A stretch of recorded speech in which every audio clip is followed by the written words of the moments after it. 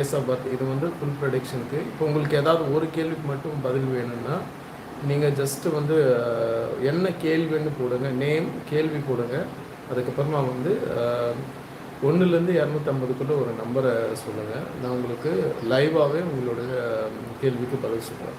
உங்களுக்கு எந்த கேள்வியாக இருந்தாலும் உடனே நான் அந்த கேள்விக்கான பதில் உடனே ஃப்ரீயாக தான் நான் சொல்கிறேன், எந்த ஒரு காஸ்ட்டும் இல்லாமல். ஸோ கமெண்ட்ஸில் வந்து உங்கள் நேம், கேள்வி, என்ன கேள்வி, ஏதாவது ஒரு கேள்வி தான் கேட்கணும். ஏன்னா இது லைவ் பண்ணுறதுனால ஒரு கேள்வி ப்ளஸ் 1லேருந்து 250க்குள்ளே ஒரு நம்பரை உடனே சொல்லுங்கள். நான் உங்களுக்கு ப்ரெடிக்ஷன் உடனே நான் சொல்கிறேன்.